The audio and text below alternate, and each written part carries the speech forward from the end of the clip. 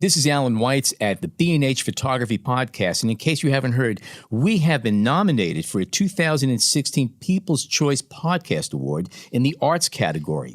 In order to win, we need your votes. If you'd be kind enough to take a few moments and go to podcastawards.com and vote for us, we'd greatly appreciate it. And the cool thing is, you can vote every single day, once a day through June 12th. Again, go to podcastawards.com, vote for B&H Photography Podcast in the arts category. Thank you. We appreciate it.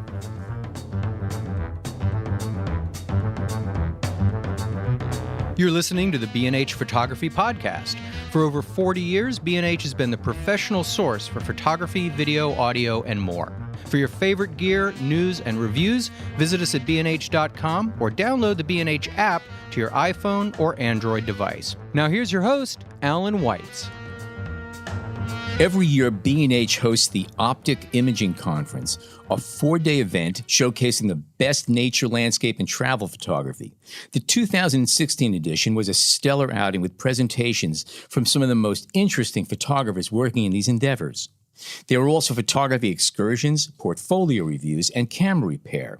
Participants had the opportunity to put their hands on the latest cameras, lenses, and gear from all of the major manufacturers. We even had a gaggle of drones buzzing about. The OPTIC Imaging Conference is a wonderful opportunity to embrace photography, interact with incredible photographers, and play with the latest tools of the trade. This year, legends such as Kenna and Caponigro spoke and presented work, and we will be sharing our conversations with them and other photographers in future episodes. But today we feature a compilation of our talks with representatives of some of the major camera and lens manufacturers. And while we tried to have them divulge secrets, we had to settle for updates on their newest cameras, lenses, filters, and adapters. John and I also snuck in some chit-chat about the current and future state of the camera industry, and a few laughs to boot. Joining us now is Mark Farb of Sigma. Welcome. Well, thank you for having me. One of the things I wanted to talk about was the Global Visions program that you have, and what I find interesting about it is that there was always this thing that it's a third-party lens, it's not a prime manufacturer lens. But what's interesting now, especially with the introduction of the Art Series lenses recently, a lot of people are now looking at Sigma as it's not made by one of the big manufacturers as far as cameras, but it's equal to the prime lenses or better than. And it's interesting how they're taking out a Sigma lens and not having to feel apologetic about it and getting amazing pictures. Well, absolutely. I mean, there will always be fanboys and girls of a brand. Sure. So no matter how hard you work at changing an image or improving the image, someone wants to knock it down. Right. It's becoming harder and harder to not look at Sigma as a brand of, wow, this stuff is really, really good. So like you said, everybody comes in asking for the art lenses, and they think that everything we make is an art lens. But meanwhile, there are two other categories, contemporary and sport, right, which again have unstoppable potential regardless of the level that you're shooting at. The sports series, the zoom, the telephoto zooms are great. I mean, that's it. When you have a lens that becomes a convertible lens, so to speak, a 120 to 300 f2.8 constant aperture lens, so now you've got range. You're not stuck at 300 millimeters, capable of a minimum focus distance of 7 feet. So now you can use it in a portrait situation, you can use it for sports, you can use it for product photography, anything you want. Then add in a 1.4 teleconverter, now you've got a 180 to 420 that competes in the other market with the other guys. And price point, again, you can't not look at the price point, but the quality-wise, it's off the hook. And the lens just performs. It is incredibly fast, incredibly sharp. I do a decent amount of sport photography and fast action photography. 120 to 300 is an absolute go-to lens for me, period. I mean, I can hand-hold it, even though it is a 5.5-pound lens, but nonetheless, it's just one of those things that I have to have in my bag, including, going to the next level, the 150 to 600 sport. 6.5 pounds, it's an absolute tank. Right. But the lens performs where I can get out on an NFL field and shoot a night game and not worry about, is it too slow in aperture? Variable aperture on this lens does not slow me down in the least. And the focus systems in the newer camera bodies just makes this thing an absolute monster. And then going the other direction, having the contemporary lens, 4.5 pounds, is a hand-holdable lens that I love shooting all afternoon long because that 2 pounds makes a huge difference when How do you're you describe carrying the it. contemporary? I mean, they're more for the prosumer, the enthusiast, or how do you guys describe the contemporary line? It's a tough category to describe because the contemporary lens, while it is for the consumer/prosumer, even a professional enjoys shooting it because it's smaller, compact, and lighter. Flexible, yeah. You know, there Versatile. are days that I don't have the wherewithal to carry around the heavier equipment. And it performs. I have absolutely no problem whatsoever grabbing one of those lenses and going out and shooting with it. We were talking before a little bit, and I said about the 18 to 300, a brand new lens for us, about a year and a half old. I threw it onto a 7D Mark II and shot for 4 days straight and just created an incredible body of work for a professional venue. And the guys were just all over the images. They couldn't believe I shot that with that lens. And what are the latest of the lenses that are out? Wow, you've got, the newest of new would be the 50 to 100 f1.8. Mm-hmm. So that's the big brother to the 18 to 35. So great event lens, great concert lens, video. Works really well in the video world. The new 21.4, or relatively new 21.4, fastest 20 millimeter on the market. You've got the pair of 150 to 600s.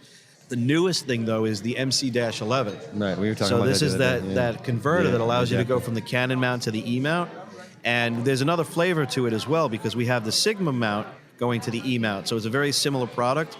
So it just opens up the door to, right off the top, 22 new products that are not available to the customers any other way. So now they could throw on extreme wide-angle fast lenses as well as long telephotos and even more exotic focal lengths that they're not used to having, and just be able to go out and have at it with the mirrorless cameras. I have a question for you. Most photographers, most people who shoot, they go out with a brand of camera. You're a Canon guy, you're a Sony guy, Nikon, whatever it might be, Pentax. And usually you'll be using, say, that company's lenses and a few others, and you get to feel a difference. You're kind of the opposite. You have a brand of lenses, and you're using them with different types of cameras. That's correct. Is that safe to assume? Do you find that the lenses are different and different brand cameras, or and obviously the cameras perform differently, but have you ever had like different experiences saying, this lens really belongs on this particular brand camera? Actually, at this point, no. They're very consistent across the board. The manufacturing process, it's a privately held and owned company. It's a family company. Mm-hmm. So everything is done, and even down to the manufacturing of the product is handmade. So there's a very big human process in there. Everything is very consistent. Testing, QC is a big deal. Every lens gets tested on the line. Not 1 in 5 or 1 in 10, but every product that comes off the line gets tested as it's going through production. So it makes a big difference in what's going on out there. Can I jump to cameras? Because, of course, I'm a fan of the DP Quattro series. I did a review on those a couple years ago, and ever since then, I kind of love them, and Foveon sensor. But what's going to happen with that line? And then I know you guys have a new mirrorless line. So That's going to be really interesting because now if I go to do product photography, I can't wait to work with those new cameras. I know what I've done with the Quattros thus far, and also the SD1 Merrill, which is still a current product. The Foveon chip, by the way, is one of the secrets to why our lenses are as good as they are. We own Foveon. So the Foveon chip is actually part of this A1 testing machine that we use in the factory, and that's doing the contrast testing. So you've got a 36 megapixel sensor doing all the testing on the line, so every lens is set to the same standard. So again, consistency, and it all works. To be quite honest, I'm looking forward to the new cameras and to have the ability to go up to 51 megapixels on a Foveon chip, especially in a studio environment. That's going to be interesting. I mean, I know what I produced print-wise with them to date. What's the specs going to be on those mirrorless in terms of the megapixels and stuff like that? The only one that I really know about is the APS-H size, which would be 51 megapixels. 51. Wow. I think the APS-C is supposed to be 36 or 39. Why did they go with an APS-H? Do you know?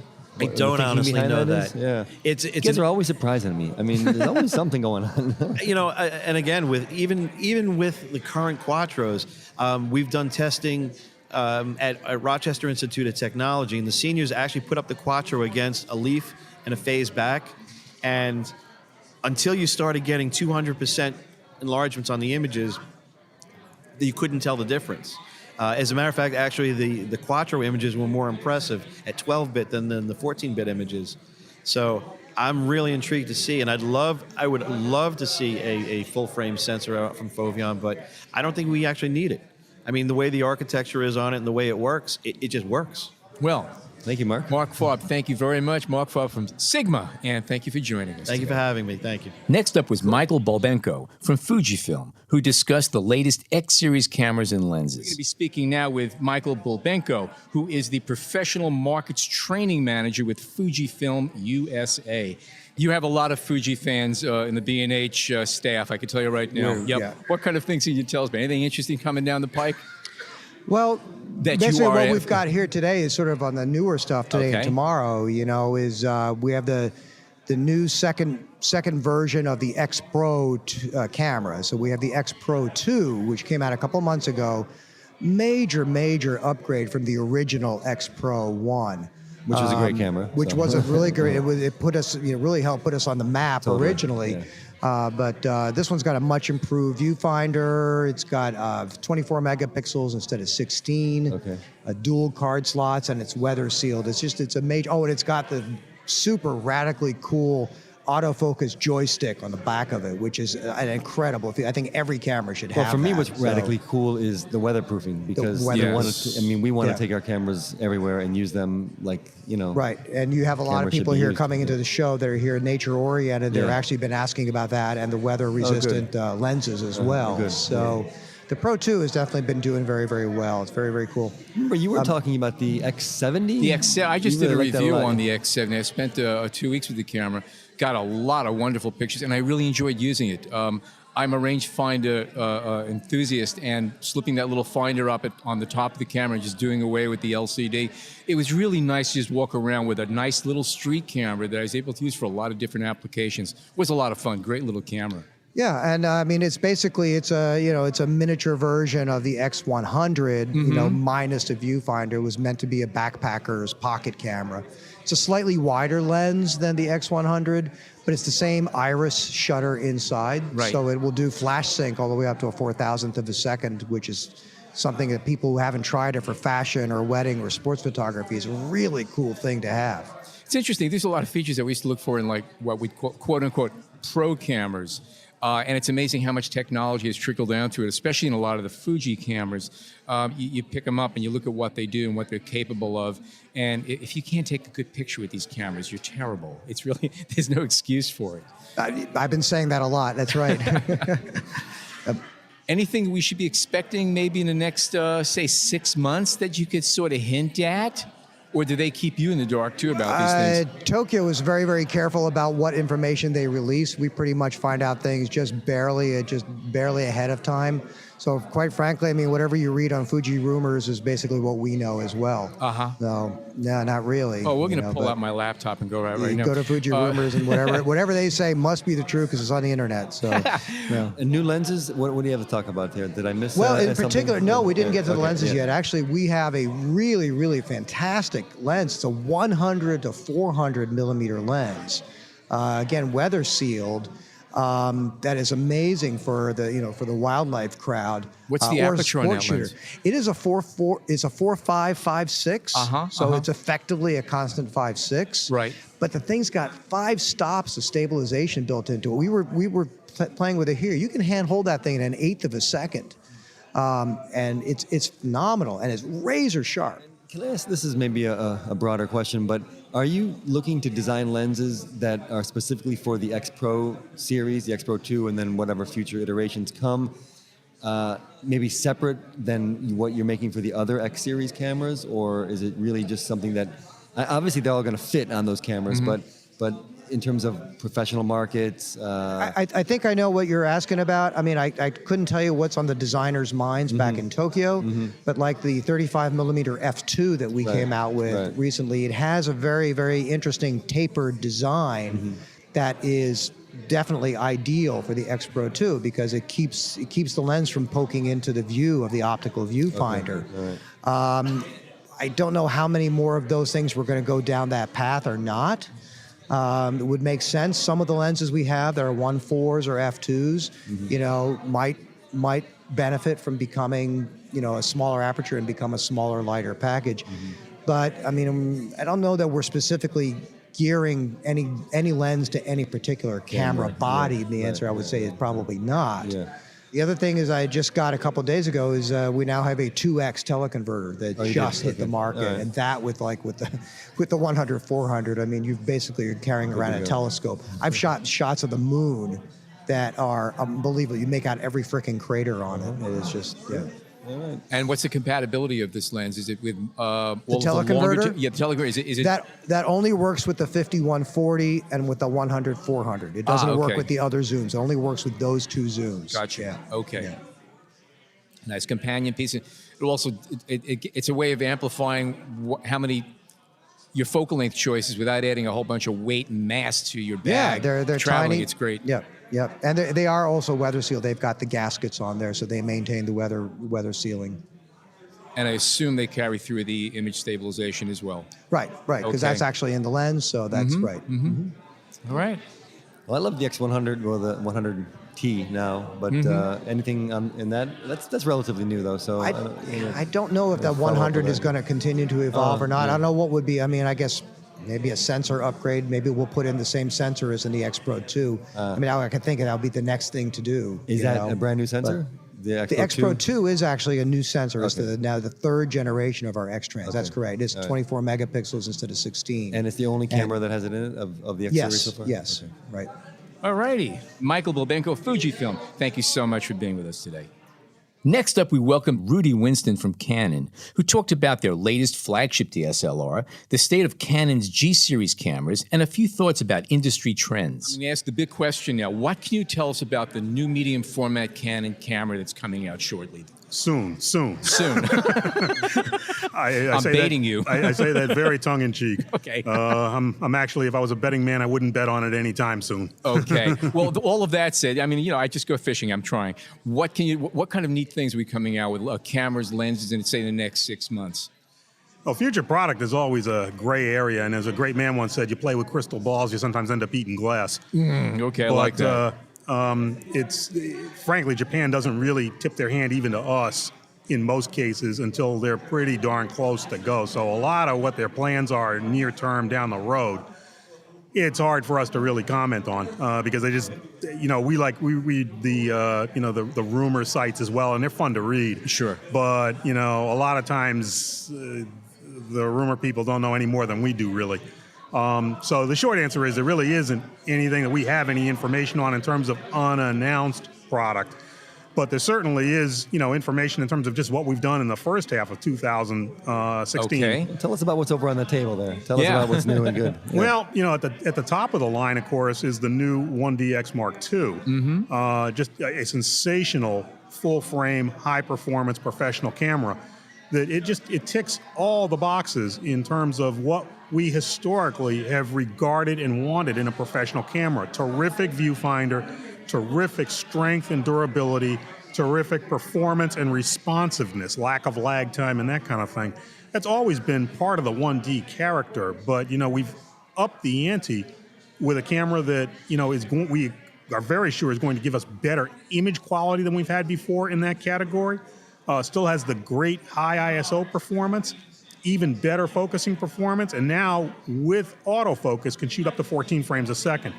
So, for people that are doing, anything from, high-end sports to birds in flight to, fashion photography where, high frame rate capture is important, it's a terrific piece. And even when you're shooting at more sedate rates, if you're shooting weddings or, portraits or whatever, there are a lot of attributes in that camera that really are kind of nice.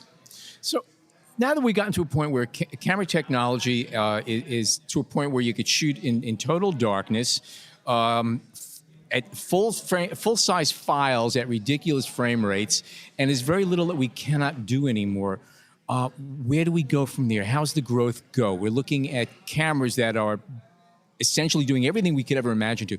Is the future in glass? I think it's part of it. I think beyond that, a large part of it, and I understand, I am not a product planner, I am not an engineer. So, they may very well be going down these avenues or different avenues, and believe me, I would defer to them on any decisions they make. They're smarter than me. But That's okay. I'm not even a podcast host. He just threw me into the seats. We're in the same thing. Let's talk. But that's very good. But no, seriously, I think that, just in a general sense, not even a Canon sense, but in a general sense, where do we go as an industry from here? Clearly, there is more pressure on the industry to come up with, smaller products that can still leverage the power of interchangeable lenses. Mm-hmm. That's, one area. And, already, quite frankly, some of our competitors are doing very nice work there. It's up to us to, kind of catch up and move forward in there. And I got no idea what the timetable is, but, clearly that's one thing. Mm-hmm. Another thing is just connectivity. The whole thing about how do people use pictures now, and how can we design cameras that fit more into that? People that are, used to just picking up a phone. We don't want them picking up a phone to take a picture, at least not to take an important picture. But how do we merge the two, get them to play nice so that there isn't like a lengthy setup process to go from camera to phone? How do we integrate so that, people can still use what you and I call a real camera, but that the average person, not a person who's big on Wi-Fi and all that, but just the average person can begin to use these images in the way they want. I had an interesting conversation with a colleague of mine recently who made the point that really one of the places that as an industry we need to start listening is like kids in junior high school and high school. It's not because they're the ones spending hundreds or thousands of dollars on photo products now, but to a large degree, people like that are the ones that are dictating trends about where things are going. Mm-hmm. Good point. Very good point. Very good point. I don't want to take credit for it. A colleague of mine said that. The 11 to 24 lens, which I shot, was incredible. Is that like the hot lens from you guys right now, or what are you guys pushing? The lens that they're referring to is the EF 11 to 24 millimeter f4 L series ultra wide zoom for full frame cameras. That lens is otherworldly. If any of you, in the reach of my voice, have not had that lens in your hands, and you ever have the opportunity, which I hope you do, to come to B&H and see their superstore, you've got to put that lens on a camera and try it. It is, if you appreciate ultra wide angle, it is just otherworldly. And the big thing about that lens isn't just that it's got that 11 millimeter focal length, the widest of any full frame lens in the industry at the moment, but that our engineers truly pulled out all the stops in designing it. The technology that went into that lens to give us that level of linear distortion correction and sharpness all through the lens it is one of the most carefully made lenses we have ever designed. What's new in point and shoots? Point and shoots, we got a solid move into the G series. Now this is something that's been ongoing. It's not like a brand new thing. But, where there was a long time where we had one G series model, it sort of stood as a top of the line fixed lens camera for Canon.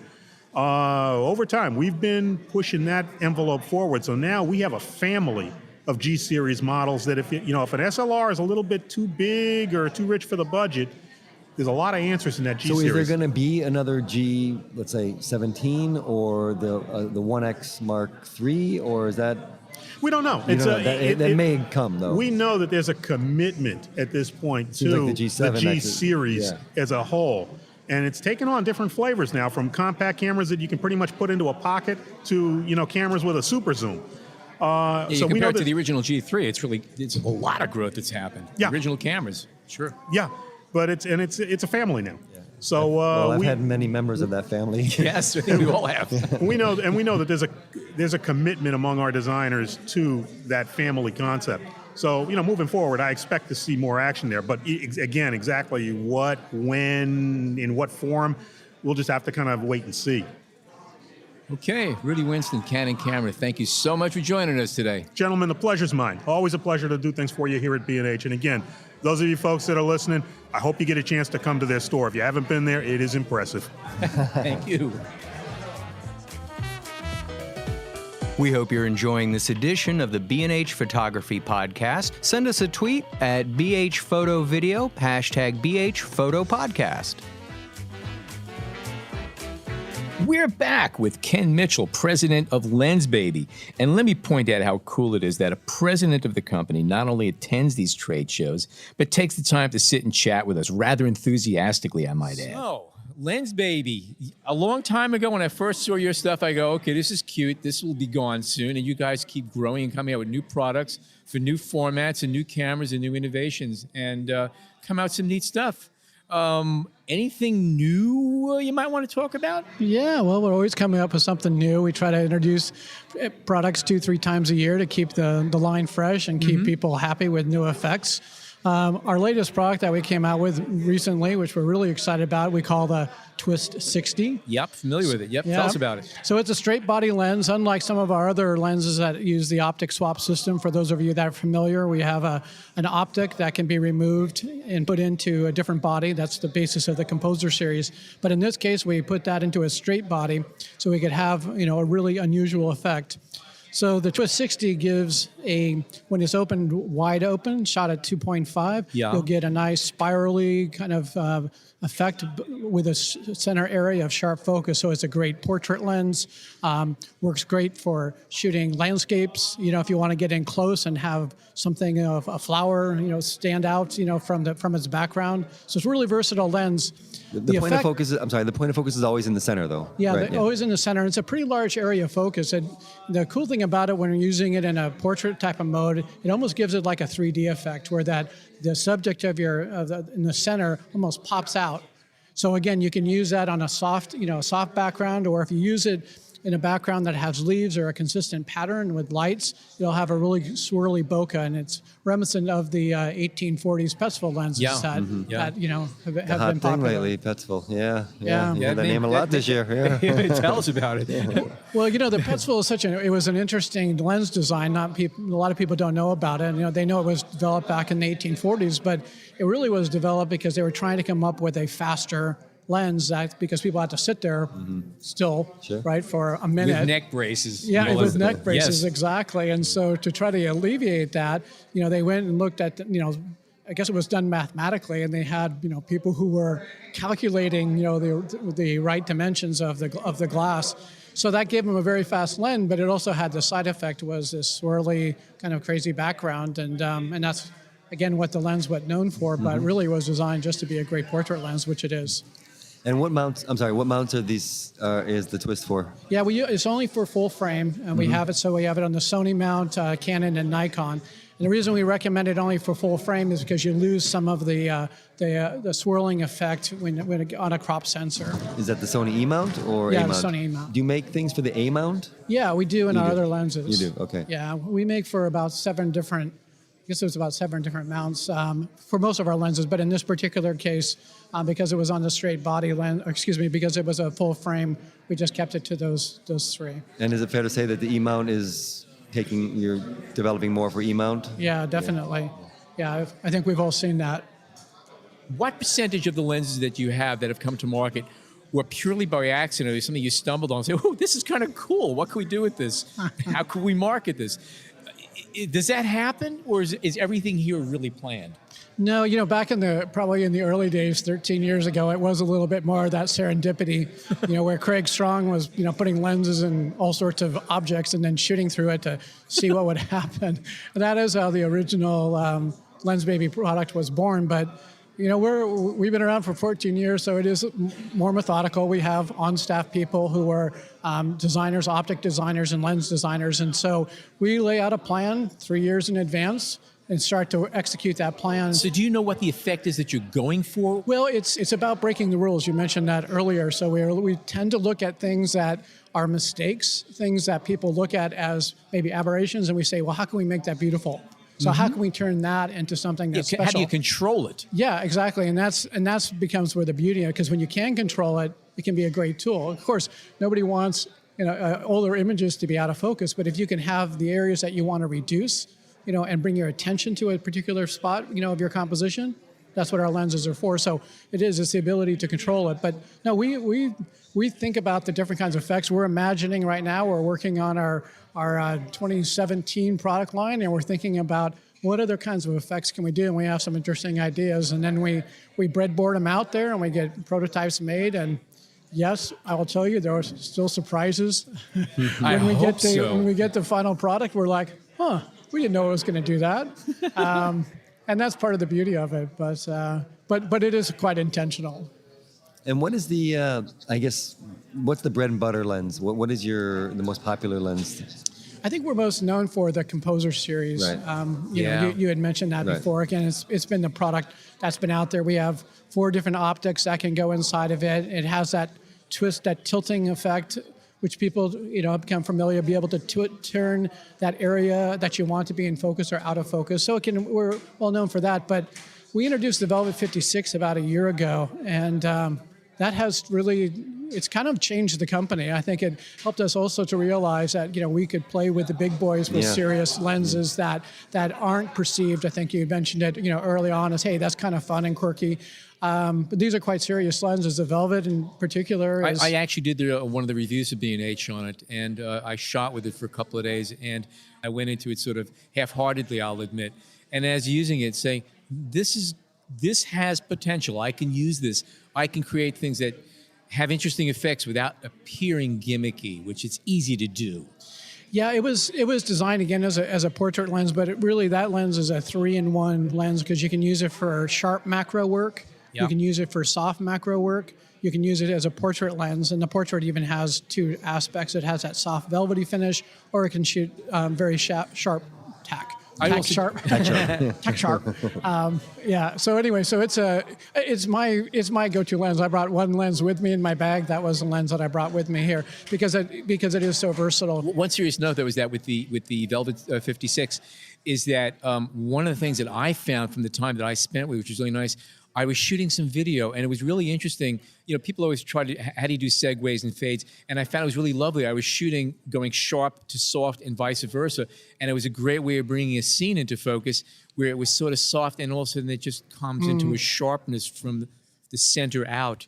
And it was really effective, and it worked nicely. I really was happy with some of the effects I got with it. It's very smooth too. I think you notice when you're, the bearings in that are quite smooth, so you can get a very, very controlled. It was very fluid. Yeah, very fluid. Yep. Yeah, we love to see our products used in video. We're always looking on TV, and you see it quite often. Some of the effects on different television shows. I'm not an expert at noticing it, but we have people back at the office like, hey, did you see what? I'm like, really? That was us? Where's the Lensbaby offices? We're in Portland, Oregon. Did it come out of photography? I mean, were there photographers tinkering and deciding to go forward with the company? I mentioned that briefly before. Craig Strong, who was the originator of it, was a professional photographer and was looking for different ways to kind of add something to his photography, and literally used a vacuum tube and put a lens in it, and that was the first product. Well, I can say, I have a Lensbaby. I don't use it all the time. Why not? It's a good question. But I do love when I do use it, and it's great. And I have a couple series that I'm thinking of right now that they wouldn't be the same if I hadn't incorporated some of that into there. So yeah, that selective focus is incredible, and it's so easy. We don't pretend that we should be the only lens in your bag, but I think a Lensbaby in your bag does that. Exactly. Yeah. It's a different brush to use and to add. And we have a lot of conversations with professional photographers, wedding photographers, and the like.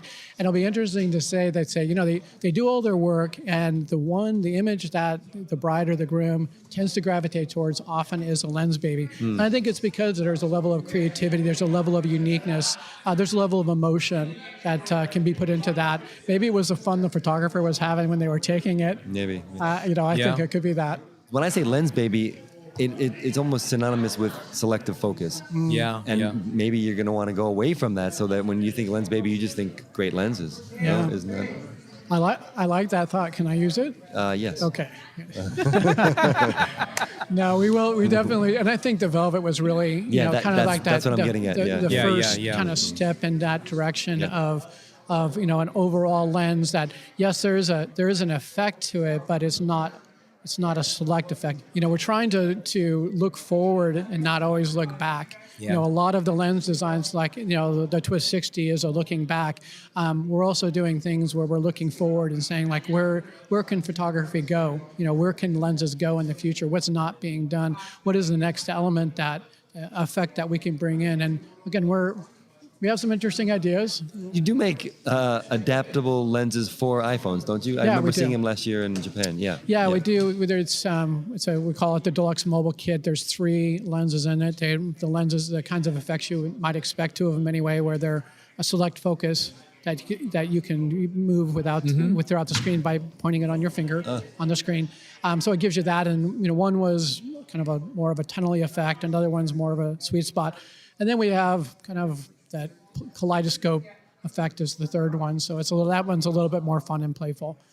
Cool. All right, Ken Mitchell, Lensbaby. Thank you so much for stopping by. It was my pleasure. Thanks you guys. Thanks a lot, Ken. Appreciate it. Yeah, it was good. Next, Amy Klotzman came over from the Sony booth. Amy is not only as likable as can be, but she's a walking encyclopedia of Sony camera products. Thank you so much for having us here. Amy's been angling to be here all day long because she can't wait to tell us about the new Sony medium format camera that they're introducing soon, right? Sure. I've been doing that to everybody just to see what kind of reaction we can get at it. It's wonderful. Okay. Well, I guess it ain't happening. At least they're not admitting it. Anyway, it's good. Why would Sony need to do a medium format camera? They're doing great with everything. The opposite. We're doing a lot of innovation with our cameras lately, so you never know what we're introducing. Right. Oh, no, it's okay. We're all big believers in Sony around here. Anyway, anything exciting happening? Anything new coming out that we should be knowing about the next few months? Because I know summer months is when the things start brewing. We start getting little notices and start getting little rumors. And anything you are at liberty to talk to us about? Nothing that I can talk about at this time. I mean, it's just between us. It's just between us. Yeah. Ignore that metal thing in front of you. Yeah. No, I mean we've been doing so much in the way of product introductions lately, and really listening to what the customers are asking for. We just introduced the RX10 Mark III, which is a phenomenal 1-inch sensor camera with an absolutely insane 24 to 600 millimeter zoom. So we were talking about that the other day. That is an amazing camera. Yeah, I mean, we've got that. We just introduced our whole new line of G Master lenses. We have the full A7 family of cameras. There's 6 full-frame cameras to choose from. We have the A6300. Are you still producing all of the A7 cameras, or have the first generation stopped? Yeah, which are the ones that are currently out right now? Because Jason and I were just talking about it a few minutes ago.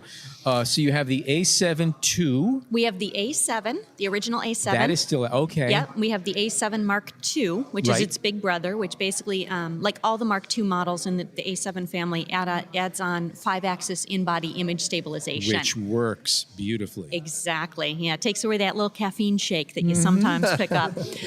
So we have the original A7 and A7 Mark II, which is perfect for just about anybody. Whether you're doing video or stills, you're looking for an affordable full-frame camera, but still pretty feature-packed. We have the A7S and the A7S Mark II, and S stands for sensitivity. So these are going to be the low-light powerhouse. ISO 409,600, which is an absolutely mind-blowing number to think about. And those are designed for video and for stills. So a little more heavily weighted towards the video side of things. 12 megapixel sensor in there, which does an incredible job of just sucking in all the available light. The low light performance on that camera is amazing. And then if you're leaning a little more towards stills, we have the A7R and the A7R Mark II. And the A7R Mark II is the flagship of our line. And the R stands for resolution. So we're looking at either 42 or 36 megapixel, an incredible auto-focusing system. The A7R Mark II has 399 phase detect autofocus points and 25 contrast based, so an extremely, extremely dense autofocusing system. And it's not too shabby under low light either. It's not as sensitive as the S series cameras, which I've owned and used, but I'm equally impressed by what you can get out of. But you're still producing the A7, and the first generation of all 3 are still being made? Okay. Yes. Yeah, because we realize not every customer is necessarily looking for 4K, which is one of the big things the Mark II models add on. In many cases, not every customer needs in-body stabilization. Sometimes you just want a good, affordable camera with a full frame sensor. So a little something for everybody. And what about going down toward your APS-C? I know the A6300 is very popular. Yes, A6300's been very popular here. Yeah. You're getting the world's fastest autofocusing system and an interchangeable lens camera in consumer format. So you're looking at, on that one, 429 autofocusing points and phase detect and 169 contrast. I mean, just numbers that, a year or two ago were inconceivable. 4K video, you're getting, an extremely fast autofocusing system and something that's tiny. Easily portable. Yeah, to say the least, yeah. And we don't necessarily like to always talk about mirrorless as being small because people think it's small and it's missing out on features, but you're really getting features in the mirrorless cameras you can't get in DSLR or you can't get in traditional formats, and it just happens to be a lot smaller and lighter, which we're finding here. A lot of people are picking it up and say, "Oh my gosh, it really," or I'm thinking about changing because I've got this back pain, this shoulder pain, this this hand, whatever, and we're really to the point where you're not giving anything up by going with mirrorless. If nothing else, you're gaining features. I know that the technology that you've developed for the electronic viewfinders is crazy. I hated EVFs for the longest time, and then they started getting better and better, and I look through the finder right now. I have to remind myself sometimes this is not an optical finder, it is electronic. Yes. I got to ask you a question. If you were to dial back the clock, let's say 5 years, when all of this stuff we're talking about was still on the drawing board and you were engineering it and figuring it out, did you have any idea you were stumbling on something that was going to rock the industry as much as it has? I mean, nobody's denying the fact that you guys have just bowled through the traffic here. I would like to say that it was kind of in my dreams. It's what I had imagined. I've been with Sony 15 years. I did retail before that. I remember selling floppy disk Mavica cameras back in the day. I actually still have one. And Oh, you're the one. Like the innovation at that point, like look at what we're doing here. And for a while, the innovation from all manufacturers kind of was stagnant. It was like cars in the late 70s. Yeah, yeah, nothing really attractive. It worked, but there's nothing really memorable. But I mean, like I said, I feel that this is where I wanted to be, this level of excitement. But 5 years ago, people started getting into cell phones, and there was that dread among the industry that people are going to just go to their smartphones and do everything with that. That's what happened. Yeah, the lower price point pieces, the $100 point and shoot, the $150 point and shoot, are almost non-existent at this point. If you would have told me 5 years ago we'd be selling $1,000 CyberShot, and it would be selling extremely well, I would have said, you're absolutely crazy. What's gonna come of the A mount though? Are you guys gonna? I mean, is it being forgotten in all the fury over the E mount? It's not being forgotten. We still are introducing new lenses for the A-mount system. It's just with the mirror box in the camera, there are certain limitations that we run into, and it's just the laws of physics. We're trying to break them, but somehow. You mean in the attempt to be smaller? Not just the attempt to be smaller, but to add features onto the camera. With a mirror and the way a mirrored camera works, the autofocusing system is still somewhat limited as far as being centrally located. And that's things we don't have to worry about with a mirrorless system. What was the most recent A-series DSLR? That would have been the A77 Mark II. Which we introduced now about 2 years ago. Still a flagship piece. In that, we still do have the A99 as our full frame translucent mirror SLT camera. Right. But there's just a lot more that we can do with mirrorless at this point. So. Well, I remember 2 years ago I was at something like this and looking at the A99 and this new flash that you guys had developed for it, and I was like, this is. I actually thought about it at that moment, but you just don't. All the talk is the E-mount now, so you just can't get away from it. Yeah, and you kind of mentioned it a little bit before, and that people are looking for smaller and lighter, and to a certain degree. But Sony keeps telling me. Yeah, but you also have that people don't want to give things up. Like I said, when you say smaller and lighter, people you tell me that, or new and improved. What was wrong with the old system? Why did we need to change it? Well. didn't need to, but there were. But now that we have, you're pretty happy, exactly. right? You know, there's a quote I like to mention during trainings. You know, attributed to Henry Ford. He said, "If I asked the people what they'd want, they'd say a faster horse." You know, they didn't know about an automobile. They didn't know. You know, the horse has been with us for so many years. It's done a good job, but you know.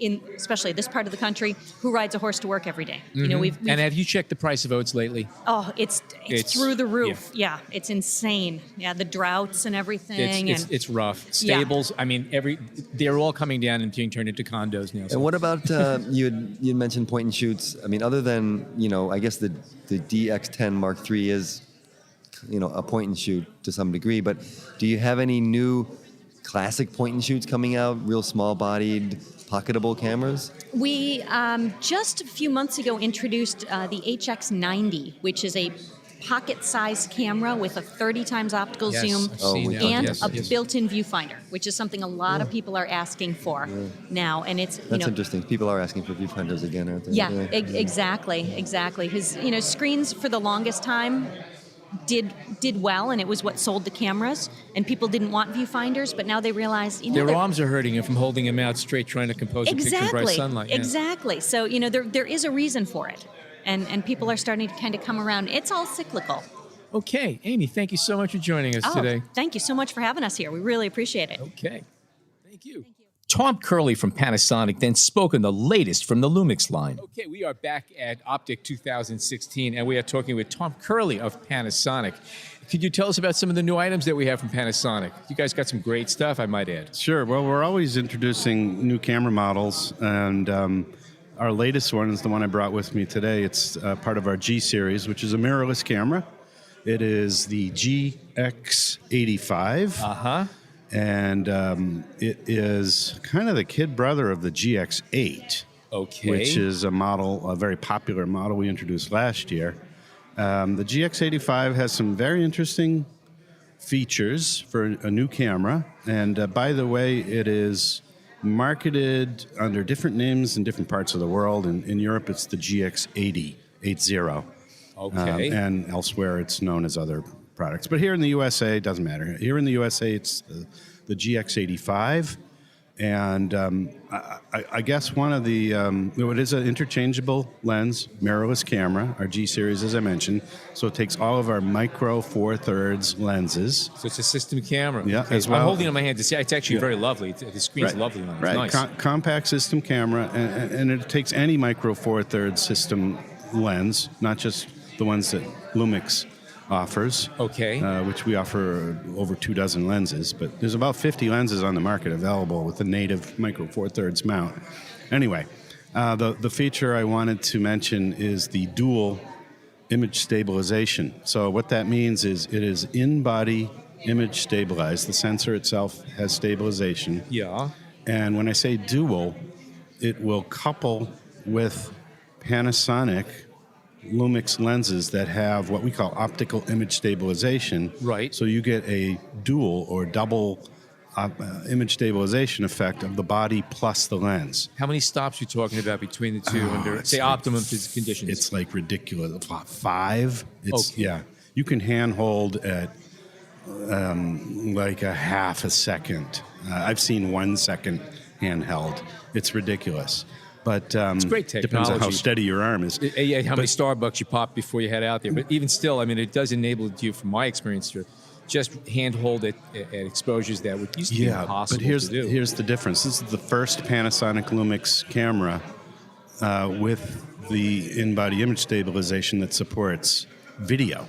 So for the first time, we have a sensor that stabilizes while shooting video. This is opening up a whole new world of interest among the people that are sharing their experiences with it on the blogs, online. And we're seeing examples of video shot. I saw one the other day on Vimeo, a gentleman out of Paris, and I actually have a dialogue with him. He did some test footage, basically, of street scenes in Seville, Spain. And if the listeners want to check it out, just go to Vimeo, and I believe it is called Glimpse of Seville, as in Seville, Spain. Mm-hmm. And I have a dialogue with this gentleman from Paris. He handheld every shot. and it looks like he had the camera on a tripod. He did say that he did a little bit of warp stabilization in post in Premiere Pro, but still, it's a whole new thing. Even Ansel Adams burned and dodged. Okay, we've got to cut some slack here. Yeah. So that's quite amazing. I know I've seen some. I personally don't do a lot of video per se, but I know a lot of people that do, and the Panasonic cameras always come up in conversation as being terrific machines for using for video capture. And I've seen some amazing footage come out of these. So really high-level productions. Great for still photography too, though. Street photography. You know, I slap a 15 millimeter lens on there. We have a beautiful little Leica Summilux lens made for our system, and I love walking around New York City, Chinatown, wherever, with a mirrorless camera like this one here, with that 15 millimeter lens on it. And it's a perfect street lens on this format. It works very, very, very nice, and it's got a great feel to it. Nice heft to it, and I like this 12 to 32 millimeter lens. I could be pretty happy with this walking around. That's all the day. kit lens that comes with it. Looks really nice. It folds down nice and short and has a nice weight to it. The balance is lovely on it. We almost hate calling it a kit lens because it is a kit lens, but it's... It's really fun. I understand that. I've used more than a few kit lenses right now that I look at the images after the fact and I go, "This is good. There's nothing to have to apologize for." Yeah, I think all the manufacturers have shifted towards saying, "Well, yeah, it is a kit lens, but we're going to put something better on there. Yeah, something people are going to be happy with." So, especially with these more advanced system cameras. That, you know, they're not necessarily just made for professionals. They're made for photo enthusiasts. Oh yeah, but let's put a better lens on there. Yep, it works for me. Lenses are the that's what takes the picture at the end of the day. Anything else coming out from Panasonic in the next few months that you could talk about?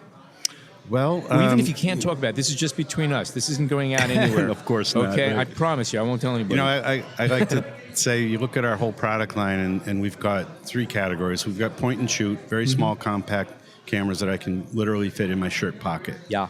Then we've got the long zoom or abridged cameras that have that DSLR or larger camera profile and form factor, but the lens is attached to the body, so they're not a point and shoot because of the compactness, but they're not an interchangeable lens camera either. So we have two models of note in both of those two categories. First, on the point and shoot, the ZS100. Yeah, we're very familiar with that. Oh, nice camera. Yeah, it's got a 1-inch sensor. Yep, major. It's got a touch screen. It has basically all of the features in the menuing and the options, 4K photo and the post-focus feature that we have on a touchscreen camera with a 10x lens, 25 to 250 Leica lens attached to it.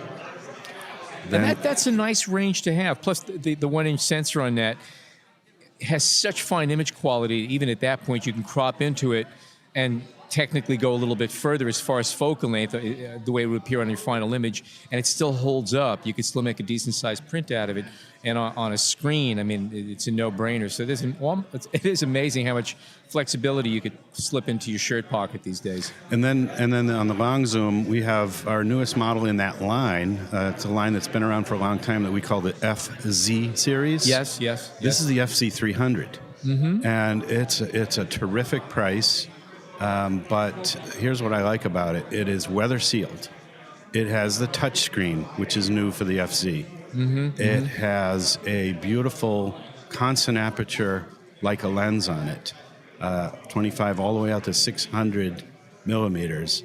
It's just unbelievable what we're offering at a value price like that. And it has all the features, Wi-Fi, 4K built in. All right. Anything else you'd like to add to that? Sure. I invite everybody to stop by online at our feature site, lumixlounge.com. We have a lot of images and information to share from our brand ambassadors, the Lumix Luminary team. I've hit the site. It's great. Thank you so much for joining us today. It's a pleasure. Thank you. Great show. We'll be right back with more from OPTIC 2016. We'll be talking with Tiffen, Tamron, and Nikon. If you'd like to reach out to us with your questions or comments, email us at podcast@bhphoto.com. Welcome back. We're fortunate to have Michael Cassara, the Marketing Communications Manager from Tiffen, join us to talk about filters. Tiffin's been around forever. It's one of the classic long-term filter manufacturers. And I know I've been familiar with you guys for years. What kind of stuff are you coming out with? Anything neat and interesting coming out now? A couple of really cool things coming out in the filter department. Yeah. So Tiffen filters, we're coming out with what we're calling the Pro 100 holder. So a lot of our guys out there have been clamoring for a holder for square filters or rectangular filters, and everyone has to go to a different filter system. And what Tiffen filters is, we're known for the color core process. We won Oscars for our motion picture television filters, and all these DSLR users want the ability to adapt 4x4 and 4x5 650 filters to DSLR cameras. So what we did was we came up with the Pro 100 holder. It holds two 4mm thick filters to it, which is really nice. It's going to be the first in its class to hold two 4mm thick filters. Most other systems are 2mm thick, so they're thin. They're very brittle too. Our filters are a little more robust. The color core process is a laminate process, so the effect is etched in between two pieces of glass. So that effect will never really fade. It's a 10-year warranty on the filters as well. And it's really great because you can't scratch the effect off. You said these are thicker filters. Very thick, yeah. Now, is it safe to assume that you made them thicker without taking away from optical purity? Because that's always been the goal of filter makers. The thinner you make it, the less chance you have for interfering with the light and the image coming through. With the motion picture television filters, we've been doing it for over 75 years. These filters are in front of 90% of camera lenses in television film today. Is it fair to say though there's a shift away from still photography and still cameras to video in the filter world? It's still a little bit of both. Still photographers always have a demand for UV protectors and circular polarizers, neutral densities, especially up and coming like long exposure photographers they love those 10-stop filters. We came out with a line last year called the XLE series, which is devoted to 10-stop photographers or 10-stop long exposure filters really. But we do see a little more of a shift in video. A lot of videographers coming out, especially with the Sony systems, the Canon systems. They want to use, polarizers more. They want to use grads more. So we're seeing, it's always been even. But especially the DSLR market is kind of growing. The screw-in sizes are really, coming back a little more. But the square filters, and the rectangular filters, our MPTV filters have always been our bread and butter, and that's what our business is. So. Have you noticed that, this is my take on it, that filters, except for, say, UV, polarizer, and neutral density, like you mentioned too, those are polarizers that cannot be emulated electronically. A lot of cameras, most every camera this day, you can dial in all kinds of color temperature shifts and color filtration.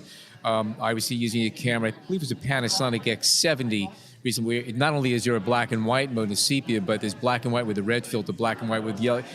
All of these, and they work very effectively. I would imagine that's also kind of a reason to go more towards video, which requires filtering up. But do you feel a little bit of this backlash from that as being a filter manufacturer? And they basically stole a lot of your lunch, in a sense. It's really evolution. It's inevitable with filtration and things like that. I always see that filtration will always be needed in front of the lens. For a long time to come. Everyone will always need a protective filter to protect their lens, regardless. I personally think if you don't have a good protection filter in front of your lens, you're asking for trouble. I learned that early on. A lot of people say that, yes, don't even put a UV for a protective because it takes away from image quality. Does it? I would imagine on a certain level, any filter, the finest filter, is going to take something because you're putting something in front of the lens. At the same time, I also freshly remember having a brand new zoom lens I had bought some years ago, a lens that I had been waiting to buy, and I finally got it. And less than a week and a half later, I was out shooting, and it was on a camera hanging off my side, and I turned around, and a piece of a fence next to me, there was this barb sticking out, and it went dragging across the front element. I would much rather have trashed a filter than a lens. And last year it happened to me again. This time, unfortunately, it was the kind of lens that you couldn't put a filter on, but now I make sure there's a cap on everything that I can't put a filter on. So for that very reason alone, I tell people, yeah, are you going to lose image quality? Maybe you will, but it might just save you a very expensive lens repair. It's totally dependent on what kind of filter you're using, and especially a protective filter. I mean, there's hundreds of protective filters out there, from cheap plastic. Oh, there's garbage and there's also good quality. So. I mean, we have, even just in Tiffen, we have, our basic UV protecting filter, which is good. It's really meant for the intro photographer looking to just protect their front lens, and, it's a great solution. I personally use digital HT filters, which are a multi-coated line of filtration. It's military grade tested. It's water white glass. It's the clearest optical quality. I mean, you could put it on your lens. I have never noticed a difference. You never see ghosting or flaring or anything like that. Jeff Cable, is a good friend of mine, who's one of our ambassadors, actually uses digital HT filters, and he was never a filter guy. And he tells me stories, he shoots at the San Jose Sharks games, through the glass, and he's always worried about his lens getting hit with a puck or a stick or something like that.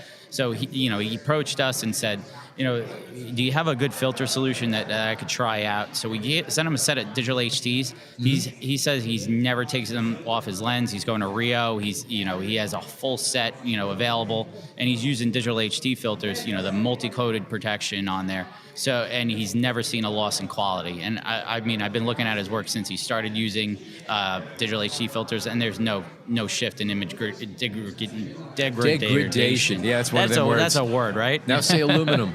I know. It's been a long show. Now, one term you threw out there that I'm familiar with, but some people may not be, and that's white water and white water glass. And that does not mean that these are filters for kayaking. Is that correct? It's actually water white. So water white, yes. Yeah, water white glass. So it's just a clear optical quality glass. Like our basic filters are made with like a soda lime glass. Okay, so a basic piece of glass. Whereas water white's a clearer optical quality. So Gotcha. it's a more supreme look. Okay. All right, Mike. Tiffen Filters, thank you so much for joining us today. No problem. It's a pleasure to be here. Thank you so much. Enjoy the show. KT Leung, who is the National Business Manager at Tamron USA, stopped by and introduced us to their latest series of lenses. Being joined by KT Leung, who is going to juggle 4 Tamron lenses. Is that correct? No. That's correct. Welcome, KT. Thank you for joining us. Thank you for having me. Tamron's been around forever. I remember when I first started out, my first real telephoto was a Tamron 300 millimeter f5.6 that I dragged around for years. Did a lot of concert photography with it. Towards the end, the rear element was being held in place by black electrical tape, and it still worked beautifully. Wow. I don't recall what happened to it, but I know that I've come a long way since then, and so have Tamron lenses. That was way back. That was way, way back. Trust me. It's like, it was daguerreotypes I was shooting with them. Yeah. You have some new lenses here for us, some interesting looking lenses. You want to tell us about them? Sure. These are our new SP Prime lenses that we just introduced this year. SP stands for Superior Performance or Super Performance Series. They're all fixed focal length. We decided to make prime lenses because people were asking for them. Yeah. We were known for zoom, so we finally decided to listen and bring out prime lenses. What's amazing about them is they were designed to be sharp, wide open. Okay. Most prime lenses, especially fast prime lenses at 1.4, are not really sharp, wide open. It's for low light, and you're going to pay the price of it, but we're just giving you the option of shooting it real. But if you want sharp, stop or down. Exactly. It was a tease. So what we did was we designed lenses that were sharp from edge to edge, and we found that the 1.8 aperture was the ideal aperture. Not 1.4, not f2, but 1.8. And we achieved our goal in designing 1.8 lenses that was sharp edge to edge. And that was the design goal for these lenses. Was it an optical limitation or a size and weight? Because I know, again, the faster you go, the wider the aperture, the larger and heavier the lens is. I think it was a combination of all of that. We wanted to design lenses that weren't big and heavy. We wanted lenses that were, carryable, and we wanted lenses that had a fast aperture. And 1.8 is considerably fast. It's 2/3 of a stop less than 1.4. But the difference being our 1.8 lenses is going to be usable wide open. We're not going to have to stop the lens down. They're large, but they have a nice weight factor to them, and they seem to be made very, very nicely. Something that just struck me, there are four lenses here. There's a 35-1.8, an 85-1.8, a 90mm 2.8 macro that goes down to life size 1:1. But what just caught my eye was that rather than a 50 or 55mm as the quote-unquote normal lens, it's a 45mm 1.8. Right. Tell me about that. Well, a normal lens is actually a 43mm. Yeah. If you measure the film plane, That's correct. Which well, today's sensor is not film, but it's the same similar size. It's 43mm. So some people say 42.5, but we're not going to argue. Exactly. So we designed the lens at 45 because it's actually closer to a real normal lens. And normal meaning the way our eyes perceive the the space between subjects in the frame. It looks the way we see. Correct. And what's amazing with this 45mm lens is the close focus feature, which is not really talked about a lot, but it focuses down to 11.4 inches, and that's really great for a normal lens. Most 50mm lenses are about 18 inches, about 1.5 feet. Correct. Or a half a meter, depending on how you're So that is close, yeah. Yes. And also our 35mm lens focuses down to 7.9 inches. That's nice. Which is amazing for a 35mm lens. Nice.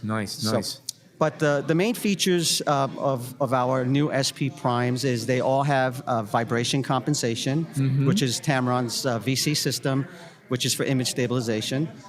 They all have fluorine coating, which repels moisture and repels fingerprint and oil smudges. They all have E-band and BBAR coating, which is our multi-coating process, which it gives superior anti-reflection properties. They're all made out of aluminum, so it's lightweight and also very strong. Okay. All right. And they're all also moisture resistant, so they're sealed for moisture and weather. That's like the buzzword of the year here. Yes. So far, and it makes a difference. I mean, to me, it means a lot. Yes. Really, really does. So you can use them out in the field and not worry about them. Worry about getting your lenses wet. So they're designed to be tough lenses. Professional quality lenses. Interesting. Really, really nice. What camera mounts are these available? These are all Nikon mounts right now. Okay. But we do offer them in Canon also. Yeah. And Sony, A series, which is for their SLRs. Got you. Any plans for E-mount? That's popular mount these days. Yeah, unfortunately at this time, no, we don't have anything in that mount yet. All right. Okay. Anything interesting coming down the pike? Are you going to be extending this series of lenses? Yes. Taking it further? Yes. All of our SP series lenses will visually look like this. Yeah. So all the new SP lenses will have the same look to it. As you can see with all these lenses, there's what we call the Tamron ring, which is a pretty cool looking ring at the back of the lens mount. It's like a silverish brushed aluminum color, right? Yes. And that's what distinguishes our lens from our other line of lenses. Gotcha. Okay. All right. They have a nice look about them, nice feel about them. I have not put them on a camera, but I'm especially intrigued about that 45 and the 35. Actually, all of them are kind of neat looking there. And with our new lenses also, we came out with the new tap-in console, which is a mount that mounts to the lens itself, and you can plug it into your computer, and you can update the firmware. And also, you can also change certain settings. Like, for instance, on the macro lens, you can actually set the limit of the focus to your liking. So you're not bound by the focus. There is a governor on it. Right, for set range. Okay. Right. We can also change the way the manual focus feel. So you can actually make it a lighter feel. So to adjust the resistance on it? Right, kind of, yes. That's interesting. I don't think anybody's ever done that before, have they? I don't believe so, yeah. So I know, which is, it's pretty neat. And you can also, of course, fix the front focus or back focus if you have those issues on your camera, too. Okay.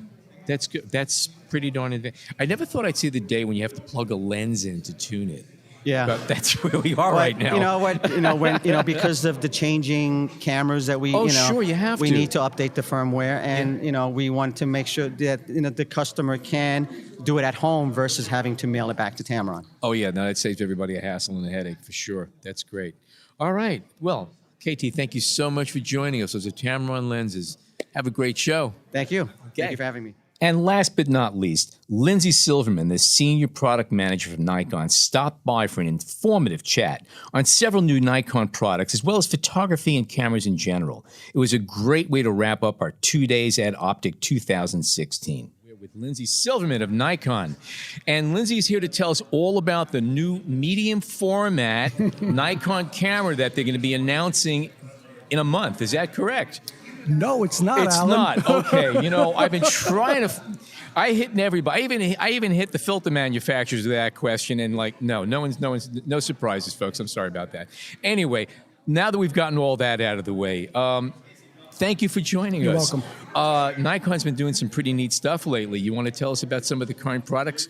So my responsibilities are I'm the product manager for the DSLR line, which includes Nikkor, our great line of Nikkor lenses, and Speedlights. So, my career goes back over 31 years with the company. So I've seen and been through the film era and been there as we marched headlong into the digital era. But to me, I say this all the time, every time we introduce new cameras, they're always so exciting and they're always so more advanced than what I've seen before. And the latest crop of DSLRs that we announced in January were no exception, D5 and D500. D500. Oh, yeah. Yeah, truly. I mean, just when I thought you couldn't improve upon D4S and what it could do, the company fools us once again and comes out with some amazing features and technologies that makes you shake your head. But as a photographer, it's great to have this kind of stuff and to know they're always thinking about what else you can do, how you can improve on something that's already really, really good. And D5 is one thing. I mean, that's the flagship. So you've got to put everything you can into the flagship. Yes. Its ISO range up to, the first time I said it, I had to read it several times, up to 3.2 million is kind of astounding. I have to chuckle every time I remember Kodachrome 64. Yeah. I really do, and I think of this, and I just try to reimagine some of the projects and assignments I used to work to do, and what I'd be able to do these days if I had technology. A D5 is crazy. F3 was my workhorse when I was shooting commercially, and I look at this camera and I start to laugh, and it's just amazing. It really is amazing. It's funny, I get a lot of questions about, well, that's kind of ridiculous. No one's ever going to use an ISO like that. But you have to take a step back and see who out there is going to really take advantage of these technologies. The camera's normal range is 100 to 102,000, right? Right. Which is astounding all up by itself. And the other high ranges are what we call high ranges. High 1, high 2, high 3, high 4, high 5, up to 3.28 million. So, the image quality, the color fidelity is not what you expect when you shoot in the other ranges. But I'm not the target for that. I shoot, just about everything from portraits to sports and action to travel and all that. But think about military, think about law enforcement, think about our industrial clients who are shooting in less than perfect light. That's a great you point. Can't use a flash. That's something that doesn't come they're up not much, interested in image quality. In many cases, some of our customers are interested in identification. Can you ID, a bad guy in the middle of the night under a street corner, making some weird deal going on? That's what they're after, and that's what they want. And so they're thrilled that these cameras can do that. And then I look at a camera like D500, which is just a mere one stop less in all of its ratings, up to 51,000 and up to 1.2 million. D500, just to clarify, is the APS-C flagship, if you call it that. It's the top of the line. And it's astounding. But for me, it's everything else that they've improved. From ergonomics to the autofocus system to one of my favorite things is the new radio-controlled speedlights, which Nikon has been at the forefront of wireless speedlight technology for many years with our line of sight system. You guys were leading speedlights before wireless even came in. Yeah. Nikon speedlights have always been the most dead-on speedlights. Yeah, this was a natural next step. Yeah. I've been, curious myself because I've been watching the market and how people are buying the radio poppers, and they've been buying all the different accessories to do radio. And I've been wondering, when are we? And finally we got it. And I got to tell you, a little practice. This stuff is so sweet. It works so well. I've got it tamed to one button press on my cameras. I can press a button and it brings up the menu for my wireless. And it's astounding what the cameras can do. So I'm really, really happy for our customers that they're going to get a chance to experience what I've been playing with for the last couple of months. I know it's not quite new, but can you talk a bit about the 300 millimeter lens that? The PF? Yeah. Yeah, this is an interesting technology. That's a phase Fresnel technology. Yeah. And the way I try to explain it, because I'm, as knowledgeable as I am on lenses and things like that, I really had to look it up myself when it came to this lens. And it's like, I equate it to like a lighthouse lens. You see that big lens that's got concentric circles on it? Very similar technology. Fresnel, put into this lens, and it allowed us to make a 300 millimeter lens, when you think about it, as short as the 24 to 70-2.8.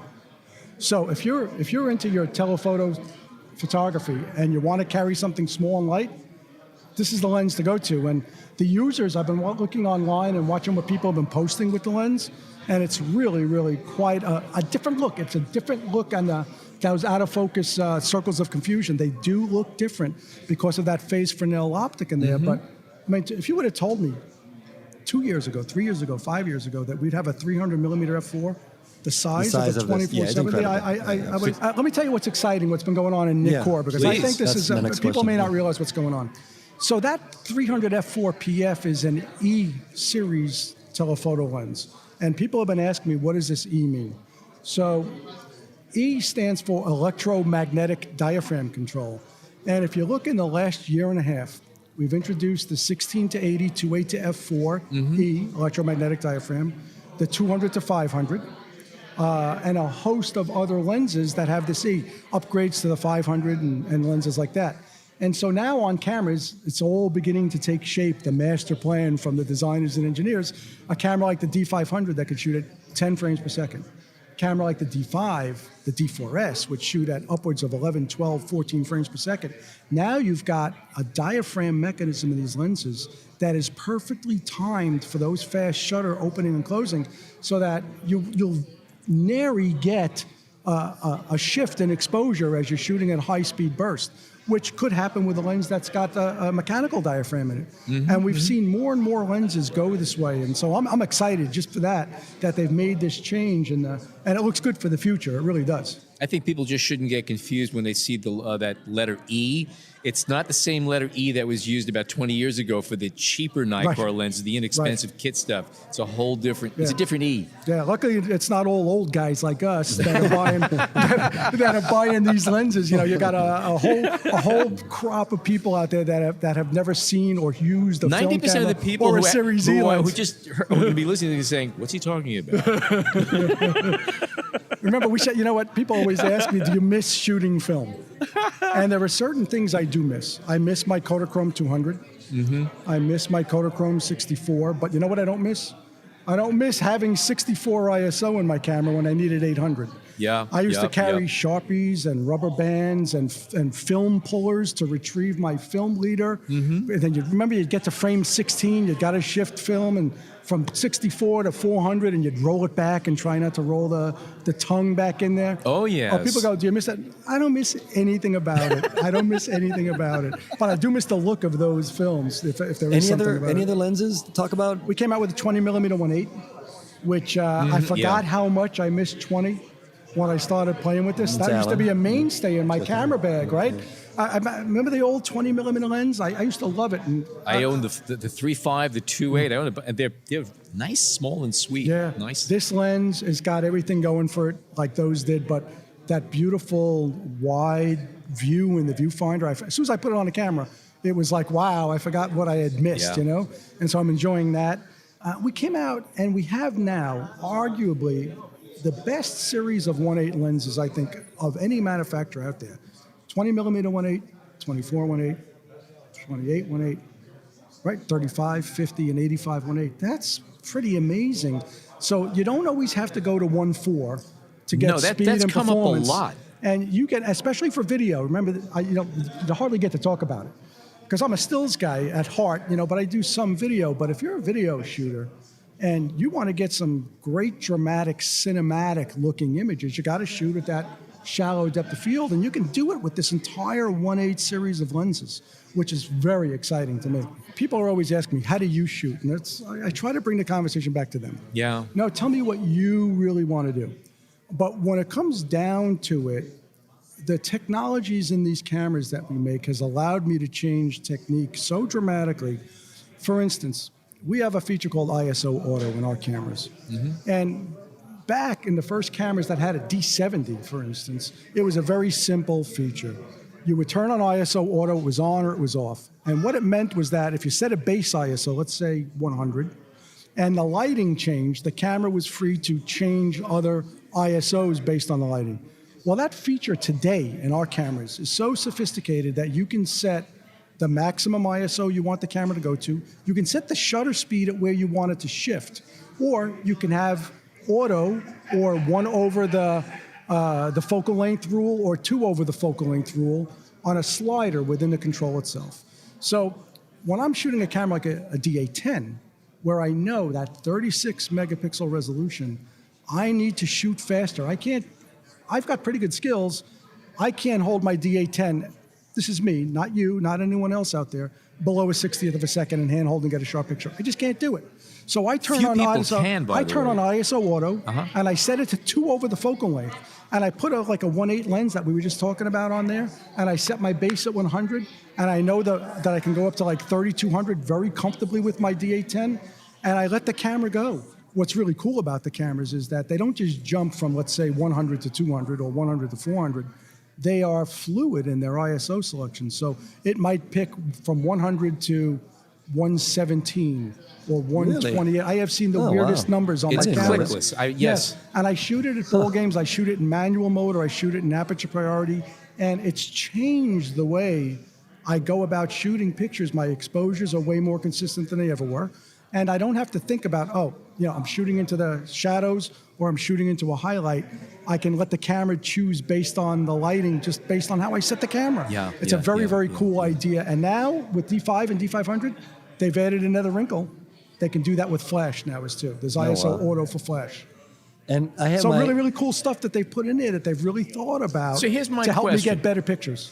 Is it possible to take a lousy picture with the newest Nikons? Yeah. You really have to try, it seems, if you're telling me. Trust me, you can take some lousy pictures with the camera. But it's awesome that we have this power in our hands to do this as image makers and storytellers. This is the greatest time to be taking pictures. You have it. Good place to end right there. Lindsay Silva, thank you so much for joining us today. Pleasure. Thank you. And don't forget to tweet us at BHPhotoVideo with the hashtag BHPhotoPodcast. And leave us a review on iTunes and vote for us, most importantly, for Podcast of the Year in the Arts category at www.podcastawards.com. And remember, you can vote every single day through June 12th. My name is Alan Weitz, and as always, thank you so much for joining us today.